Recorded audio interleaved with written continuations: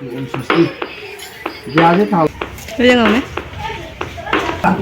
mantap malah nang itu lah bangun.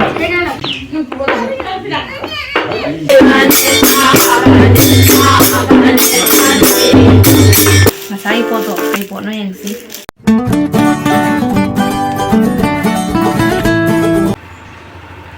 Hello ma'am आहल वक्तदा ma'am पुनः कोई कोन खमजरी मैम ngasi सरस्वती पूजा की ब्लॉग ओइदोइने अदो अखोगी मोनादो मासे मेट्रिक ता याम फजना पास तौरखियबको अदुदुना दोनचाना सरस्वती पूजा लाटकेन हेना माना खंजगिबको अदुदुना ngasi से सरस्वती पूजा लाटोइने याम चाउनको अदो हुजिक से भामोन जुलाए अदुगा भामोन अखोय संगोइदको चाक हिंजांग करि करा थोंबगी हाइदि तलाबी तौरियबने अदुगा दोनचावगी जुमदना लाइ खोयरंबा लाइ ngarang मूर्ति केका पुरकपदो अदुदो दुम आदा मोय जुमदा दुम हाइदि तौरेको जाम फजना तौवी मैम अदो मैम लो जेंगलकेबको अदुगा ममा होइना संगोइदा हुजिक मोरो करि करा सेमदना हिंजांग करि करा सेमना कोना तौयेबने अदुसु मैम दुम जेंगलके मैम याम नुंगाइदोइनि ngasi ब्लॉग से मखा ताना दुम येंगमिनारसि मैम अदुदि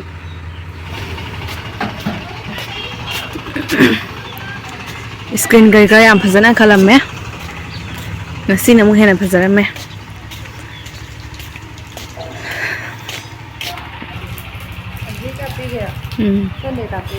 खै पक्पी से लेसाई फारे मसक फजबना लोर बनी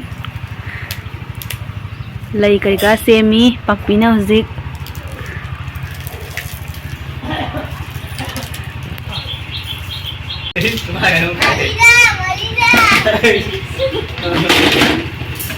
सिगे सिगा इरु थोक्तबा नुपा अम लैजरी इरु थौ यादबा नुपा अम लैजरी सिगे सिगा इसिंग साला सुलु जदबा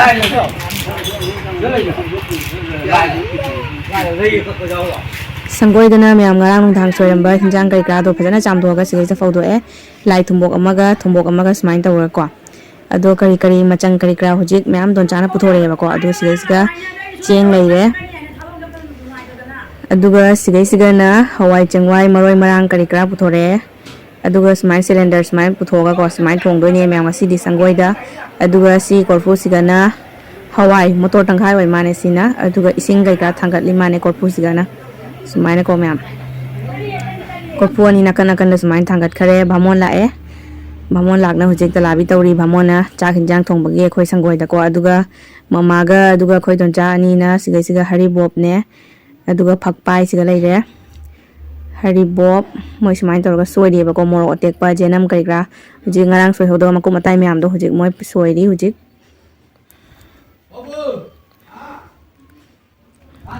अदुगा मैम दोनचाना हुजिक पाना ददुइदी हाइरु करि करा लाइ दे सेमियबको अखोय फजबी कदाइनो lotion लोइद्रिबो अखोय फजबी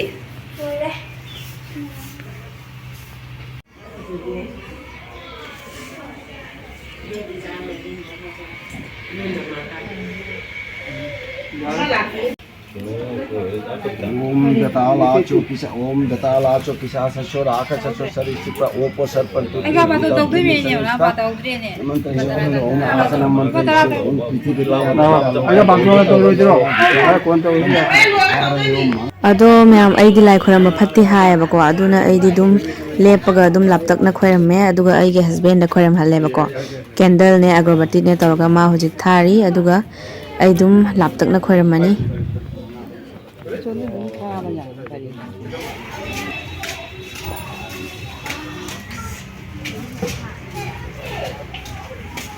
Jangan ne? Kamu mulai kan? Kamu kan loga. Skin kan dan biasanya mamin.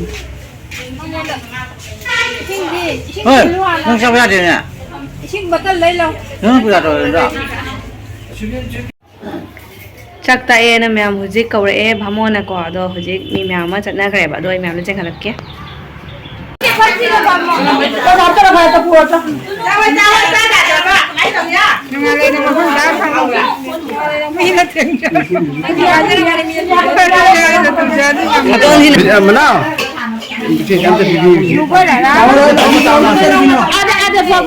चला से हम ला sak khojaba ngang nangi dam be am special hoina se ga sang do ti cha manjit na ai video jeng bra ai gi blog video jeng bro jengi Giềng tấm ba này đa Giềng bên nè Nếu là nói về đồng chí bên nâng Nâng lên cháu ra đi nâng lên giềng Mayam si sina akhoi poloi khomjari akhoi ne manau ne mama ne duge akhoi toncha ne aduga ko akhoi masen se huji poloi khomi akhoi mari mata ngata ni ba ado mamo joi su siga siga lai re aduga ko ai su ai husband ne khai do ra ni huji ai husband ne aduga ai husband mai mama na ba ne bijen do akhoi toncha gi hek pokmina ba yupa nupa ko ado mane akhoi hum hujik poloi ko mani tàu trao vậy bà chị ạ trao ra thằng đây dunia cái đi ra cái nhà bà ma ta ma le nang idona bhamon kana ka to khai lakta na ai khali to khai de dum hapse lakta ma ne phese ka to khai ka le mi bhamon ki tan ta ka ha wada ka man jale 이 집에 다 이렇게 들으시고. 근데 하다가 좀 인사해 왜 어머 많은 거 보물이 좀 올라가거든요. 정말로 하면 나오더래 야구. kana na duna 그래 이거는 내가 나한테 좀 좋아 한번 빠삭도 안 좋아서 그거 해야 돼 제 작가는 이제 변화 세 받아 뭘 올라가야 게 작가는 ai tit lang ka tang ka ja ja cái này nào uti thong bane aduga sige je kangau lai re aduga se khechi lai re sman to char ge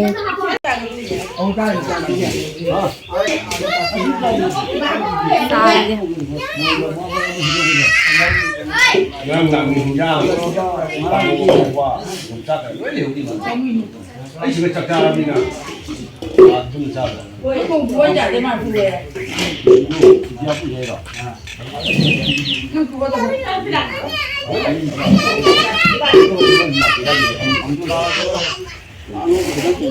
gani ai 나 말이 다 작가. my people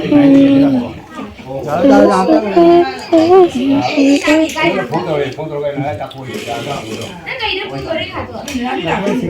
नेना भी लगते नेना भी लगते नेना भी लगते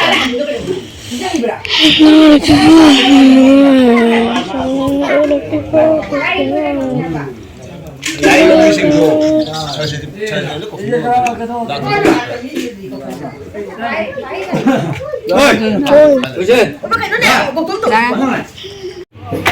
ma'am संदा से ना ट्रेना तौदोइने अदो ट्रेना हौगरेबको अदो ma'am चलसी अदुगा जेंगरसी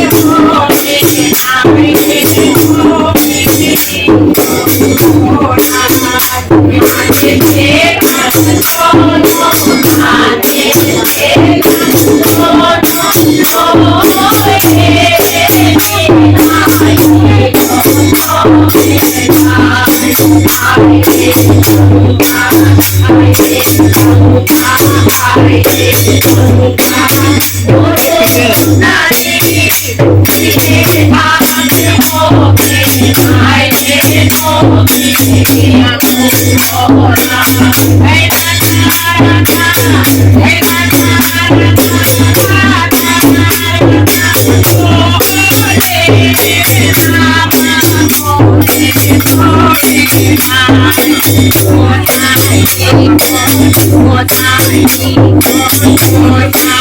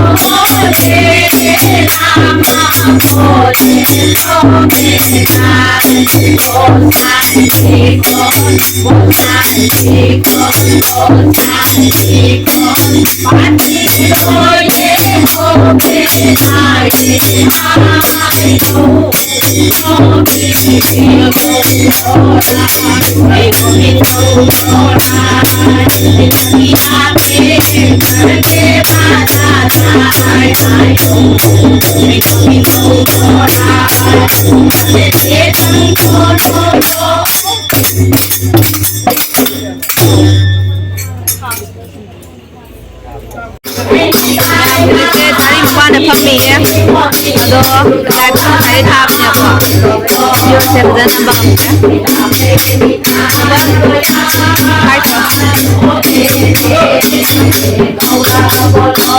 Ito yung sila ko rin may ako doon po.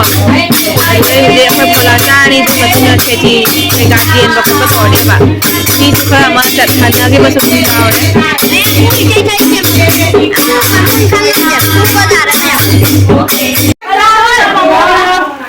Ano bang dem sa pwede sila? No, sino?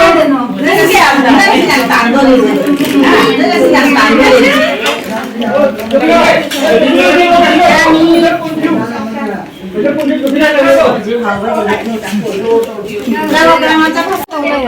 Isay program loi re ado kheti kai ka jen gare adu isai sakpi kai ka so moi chakhare ba ko ado last ta hujik mama ga do don chaga na phola to li kana mama mani aigi phone Acha chalu. pai Ja ja. To ja.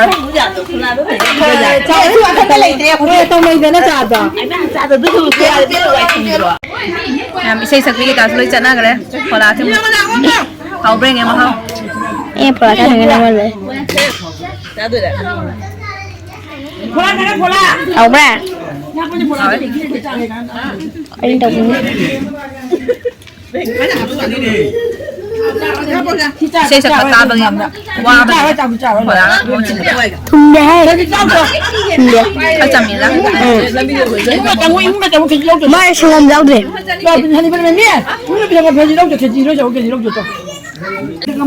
mẹ mấy phola sa hắn rồi mà đó khut ni zari se khut teu bang neo ne du nè khut tiêu ở đây khut pa hồ đấy hau biết flip tàu bó à mình quay sabiu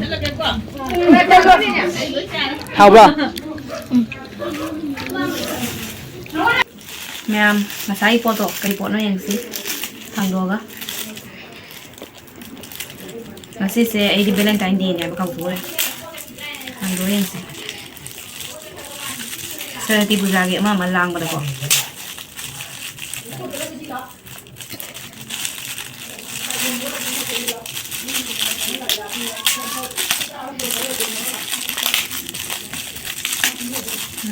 Sa tibu lagi lang ba mo na Nhà để nước đi ai nè ông đã cái nào ui ai nè là cái nóng thời lại nó phụ đi rồi nè nó một chỉ cái sẽ là cái nào hả chocolate thì không để mai gì phải nó đi qua trên nào cô Gì gọi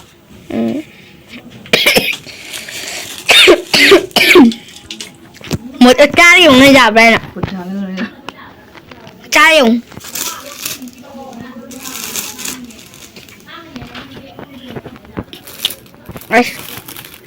chocolate kini nè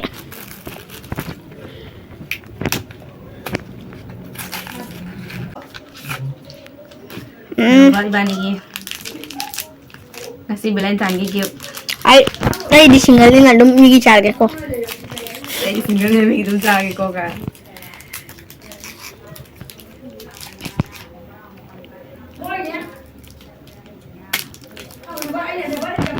anh bảo sao là mình nasi đi Valentine Day luôn English biasa ada nih nyam.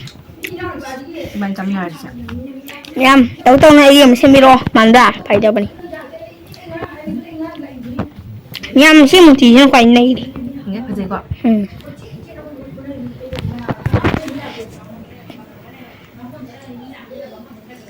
ꯑꯩꯁꯦ ꯀꯩꯅꯣ ꯇꯃꯛ ꯂꯥꯏ ꯇꯃꯛ ꯐꯪꯈꯔꯦ ꯍꯟꯗꯛꯀꯤ ꯃꯇꯥꯡꯁꯤꯗ ꯏꯁꯩꯁꯦ ꯐꯖꯅ ꯍꯌꯦꯡ ꯀꯩꯅꯣ ꯇꯧꯔꯒ ꯒꯪꯒꯥꯖꯜ ꯐꯖꯅ ꯈꯤꯛꯇꯣꯛꯑꯒꯀꯣ ꯑꯩꯒꯤ ꯁꯤꯗꯩꯁꯤꯗ ꯊꯝꯃꯒꯦ ꯂꯥꯏ ꯈꯣꯏꯔꯝꯅꯕꯒꯤꯀꯣ ꯂꯥꯏ ꯈꯣꯏꯔꯝꯕꯒꯤ ꯌꯥꯝ ꯅꯨꯡꯁꯤꯌꯦ ꯌꯥꯝ ꯆꯝꯅ ꯃꯌꯥꯝ ꯁꯔꯇꯤ ꯄꯨꯖꯥꯁꯨ ꯇꯧꯔꯦ ꯚꯦꯂꯦꯟꯇꯥꯏꯟꯁꯨ ꯒꯤꯐ ꯄꯤꯕꯤꯔꯦ Lai dulu. ꯂꯥꯏꯒꯤ ꯁꯔꯇꯤ ꯄꯨꯖꯥ ꯅꯨꯃꯤꯠꯁꯤꯗ ꯑꯩꯉꯣꯟꯗ ꯕꯨද්ධꯥꯁꯨ ꯒꯤꯐ ꯐꯪꯉꯦ Kayak mana ngai ba? ꯕꯨද්ධ Gautam ꯕꯨද්ධ ꯃꯌꯥꯝ ꯃꯤ ꯄꯨꯝꯅꯃꯛ ꯂꯣꯏ ꯆꯠꯅꯈ꯭ꯔꯦ ꯑꯩꯈꯣꯏ ꯏꯃꯨꯡ ꯃꯅꯨꯡꯇ ꯉꯥꯏꯔꯦ ꯍꯧꯖꯤꯛꯀꯣ Okay. ꯈꯦꯆꯤꯁꯦ ꯆꯥꯔꯒꯦ ꯌꯥꯝꯅꯕꯨꯗꯤ ꯆꯥꯅꯤꯡꯗ꯭ꯔꯦ ꯑꯗꯨꯁꯨ ꯅꯨꯡꯗꯥꯡꯗ ꯈꯤꯇꯪꯗꯤ ꯆꯥꯗꯕ ꯌꯥꯗꯕꯅꯤꯅꯀꯣ ꯆꯥꯔꯒꯦ Kuning selai ko. Awas selai. ꯑꯗꯨꯝ ꯃꯤ ꯄꯣꯡ ꯂꯥꯛꯄꯉꯩꯗꯨꯗꯤꯅꯦ ꯑꯗꯨꯝ ꯄꯦꯛꯀꯤꯡ ꯇꯧꯔꯒ ꯑꯗꯨꯝ ꯄꯤꯈ꯭ꯔꯦꯕꯀꯣ ꯑꯗꯨꯅ ꯀꯣꯝꯃꯦꯕ ꯑꯩꯈꯣꯏ ꯏꯃꯨꯡ ꯃꯅꯨꯡꯗꯤ ꯁꯨꯃꯥꯏꯅ ꯆꯥꯔꯦ ꯑꯗꯨꯗꯤ ꯃꯌꯥꯝ ꯉꯁꯤ ꯀꯥꯏꯅꯔꯁꯤꯀꯣ ꯑꯩꯒꯤ ꯕ꯭ꯂꯣꯛꯁꯦ ꯃꯇꯥꯡꯁꯤꯗ ꯂꯣꯏꯁꯤꯜꯂꯒꯦ ꯃꯌꯥꯝ Kurang.